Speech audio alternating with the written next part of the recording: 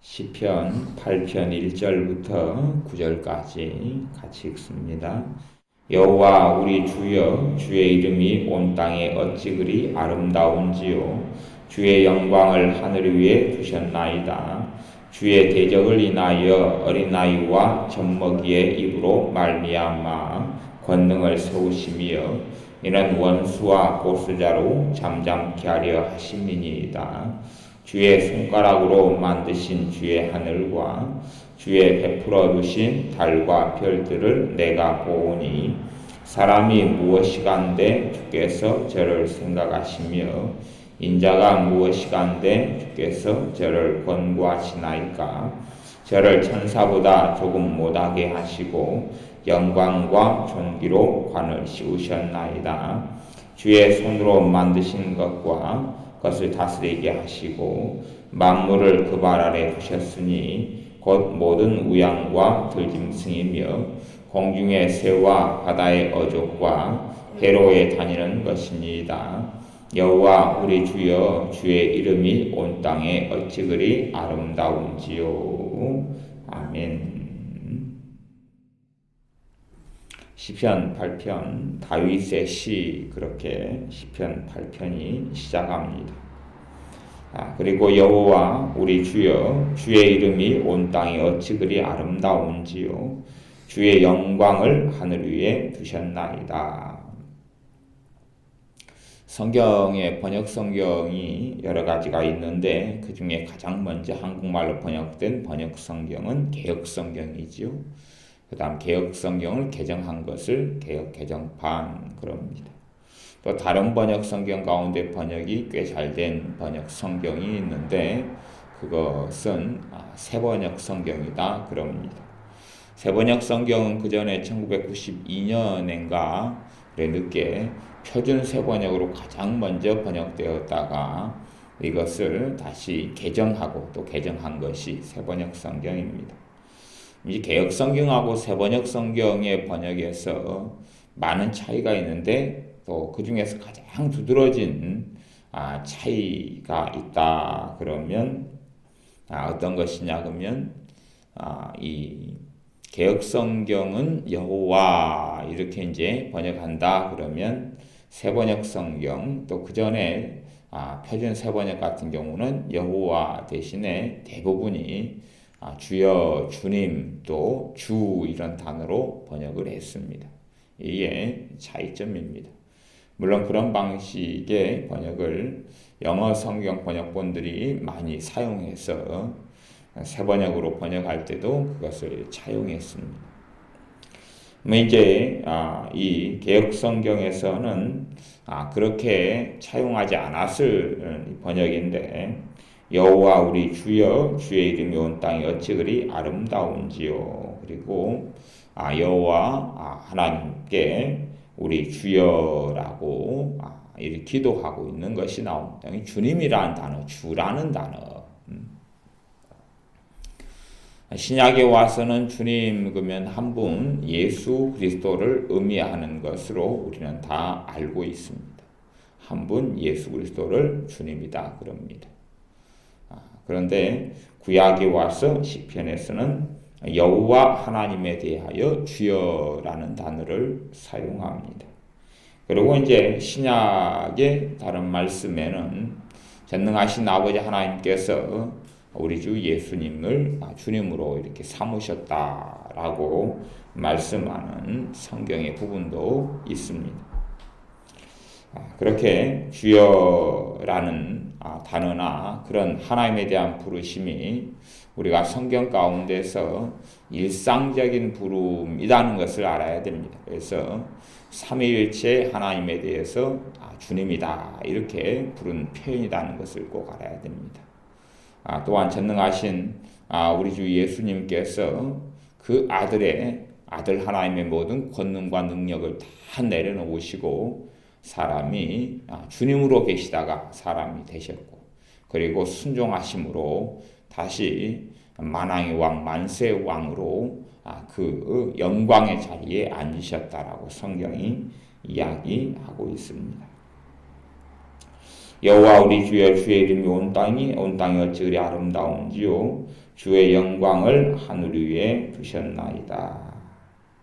온 땅에 주의 이름이 어찌 그리 아름다운지, 또 주의 영광을 하늘 위에 두셨나이다. 그러면 하늘 위에 주님의 영광이 있다. 어떤 말인지 해석하기가 좀 난해합니다. 어떻게 해석하면 하늘을 쳐다보면 달이 있고 태양이 있고 우주가 있고 별들이 있으니까 그런 놀라운 하나님의 권능, 그것을 만드시는 창조주의 권능을 그걸 보면서 하나님을 찬양하고 찬미할 수 있기 때문에 그것을 주님의 영광이다. 그렇게 표현했을 수가 있고, 또 하늘 위에 그 영적인 세계에 있어서 하늘을 가리키는 단어로 이렇게 표현하기도 했을지 모르겠습니다.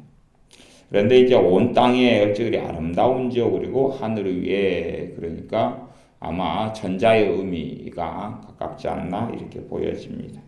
주의 대적을 인하여 어린아이와 젖먹이의 입으로 말미암아 권능을 세우시며 이는 원수와 보수자로 잠잠케 하려 하심이니이다. 주의 대적을 인하여 어린아이와 젖먹이의 입으로 말미암아 권능을 세우신다.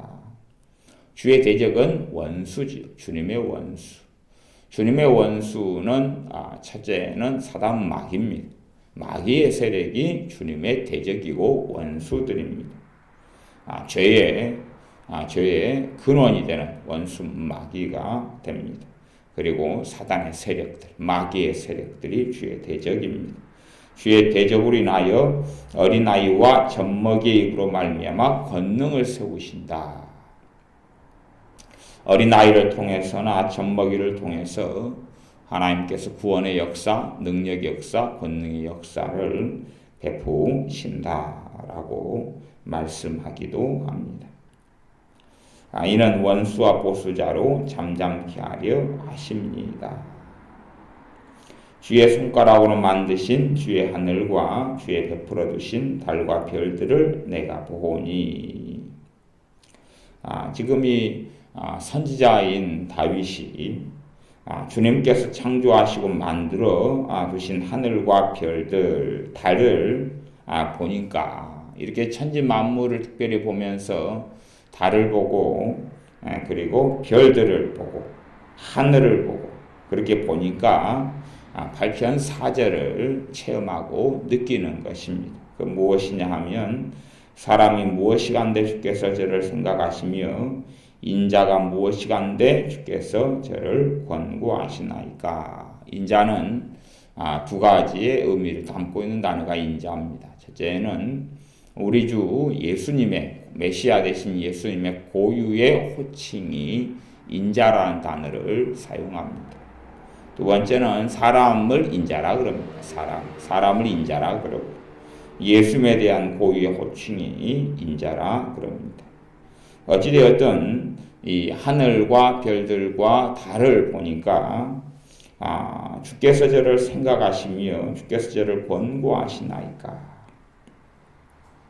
이 사람을 얼마나 하나님께서 위하시고 또 사람을 하나님께서 그들을 권면하시고 도우시고 부르시며 또한 그들을 하나님께서 사랑하시는 것, 이것을 이 하나님의 사람 다윗이 보고 알고 있어서 이것을 하나님께 고백하는 기도를 드리게 됩니다. 저를 천사보다 조금 못하게 하시고 영광과 존귀로 관을 씌우셨나이다. 천사보다 못하다. 사람 육신을 가지고 있기 때문에 영적인 존재인 천사보다 못한 것이 사실입니다. 우리는 그 영의 신비를 다 이해하거나 알 수는 없습니다. 우리가 생각하는 영의 신비, 보통 이렇게 사람은 영혼과 육체로 되어 있다 이렇게 말하고, 아니면 그 2분설 또 3분설을 이야기할 때는 사람은 영과 혼과 육으로 되어 있다 이렇게 표현하고, 그런 의미에서 어떻게 생각하면 천사는 영으로만 됐기 때문에 영혼과 육체로 된 사람보다 훨씬 못할 것처럼 보여집니다. 어떤 영으로만 됐기 때문에 헛개비인 것처럼 여겨집니다. 하지만 하나님은 영이신 하나님이다. 성경에 기록되어 있고 성령님께서도 거룩하신 영이십니다. 하나님의 영, 아버지의 영, 거룩하신 영이 성령 하나님이 되십니다. 그렇기 때문에 영인 천사가 사람보다 못한 게 아니라 더 월등히 뛰어난다는 것을 우리는 이해하고 알아야 됩니다. 구약 성경 같은 경우는 또 신약도 그런 사건들이 사도행전부터 시작해서 좀 나와 있지만 구약 같은 경우는 천사들이 사람의 모습으로 그대로 나타났다는 것을 우리가 보고 알 수가 있습니다. 천사보다 조금 못하게 하시고 영광과 존귀로 관을 씌우셨다. 이 땅을 살아가면서 천사보다 사람이 못한 존재이지만 하나님께서 결국에는 영광과 존귀로 관을 씌워주시는 존재가 사람이다 하는 것을 알 수가 있습니다. 그냥 사람의 창조가 또 인류의 역사, 사람이 나아가는 길이 그냥 하나님의 어떤 그 마음의 변덕이라든지 그렇게 해서 사람이 만들어지거나 아니면 우연히 어떻게 하나님께서 그냥 갑자기 만드시거나 그런 것이 아니라 하나님의 정말 세밀하고 구체적인 계획이 있고 뜻이 있다 하는 것을 알 수 있는 것이 이 8편 5절의 말씀이 되는 것입니다. 겉으로 보기에는 천사보다 못한 존재로 만들어졌고 창조되어져 있지만 그러나 영광과 존귀로 관을 씌우시는 그러한 하나님의 역사를 알 수가 있습니다. 주의 손으로 만드신 것을 다스리게 하시고 만물을 그 발 아래 두셨으니 곧 모든 우양과 들짐승이며 공중의 새와 바다의 어족과 해로에 다니는 것이니이다. 하나님께서 사람을 통하여 천지를 또한 이 지구를 짐승을 또 만물을 사람 아래 있어서 다스리게 하셨다 하는 하나님의 뜻이 창세기에 있는 하나님의 말씀이 다시금 선포되고 있습니다. 여호와 우리 주여 주의 이름이 온 땅에 어찌 그리 아름다운지요. 8편 1절의 말씀과 동일한 반복을 하면서 마칩니다. 성령의 역사, 은혜의 역사로 말미암아 우리 주여 주의 이름이 온 땅에 어찌 그리 아름다운지요. 주님을 사랑하는 사람의 고백과 외침이다. 그렇게 우리가 알 수가 있습니다. 주님을 사랑하지 않는 사람들, 그 은혜의 역사를 알지 못하는 사람들, 그 하나님의 자비와 사랑을 알지 못하는 사람들은 전능하신 하나님 여호와 하나님을 주님을 사랑하지 않습니다. 그러나 하나님의 은혜의 역사, 그분의 자비를 아는 사람, 그분의 사랑을 아는 사람. 그래서 시편 8편에는 9절절이 사람이 무엇이간데 주께서 저를 생각하시며 인자가 무엇이간데 주께서를 권고하시나이까. 하나님께서 얼마나 사람을 사랑하시는지, 하나님께서 얼마나 사람에게 유념하시고 사람이 무의미한 존재가 아니라 하나님께서 생각하시며 계획하시며 창조하신 그런 존재인지, 그러한 하나님의 은혜와 사랑에 대한 깨우침을 이 하나님의 사람 다윗이 하나님의 은혜에 사로잡게 하면서 그것을 증언하고 고백하고 있습니다. 그래서 다윗이 보는 온 땅과 세상이 굉장히 아름답고 이 땅을 하나님께 사람에게 맡겨주셔서 다스리게 하시는 그 은혜에 감격에 차서 다윗이 외치고 고백하며 하나님께 기도하고 있는 것이 시편 8편입니다. 그러므로 우리도 다윗과 같은 기쁨과 다윗과 같은 은혜에 우리도 같이 들어가야 합니다. 우리가 하나님을 사랑하며 그분을 아는 영광의 빛을 성령의 역사를 통하여 더 알아가며 그분의 사랑을 깨우쳐갈 때에 이 땅의 삶이 어둡고 눅눅하며 비극적인 것이 아니라 하나님의 사랑 다윗이 체험했던 것처럼 소망으로 가득 차며 또한 절망과 탄식이 아니라 하나님의 사랑으로 인한 기쁨과 감격과 감탄을 하게 될 것입니다. 기도하겠습니다. 아버지 하나님, 많은 사람들이 이 땅을 살아나가면서 감사하고 기뻐하며 전능하신 할아버지 하나님을 찬양하고 찬미하기보다는 불평하고 원망하며 절망스러운 생각과 삶을 살아나가면서 이 모진 인생이 왜 아직도 이렇게 죽지 않고 살아가느냐 하는 외침들을 늘어놓습니다.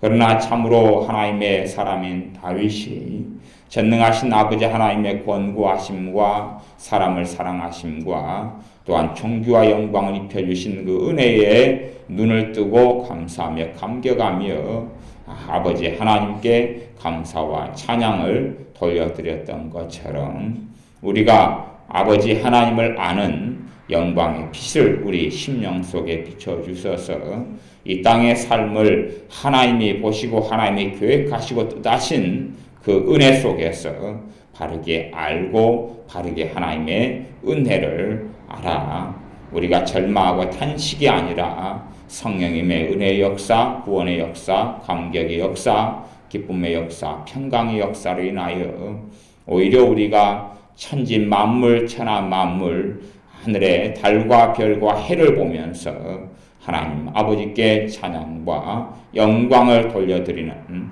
그러한 다윗과 같은 기쁨으로 살아가는 우리가 되게 하여 주옵소서.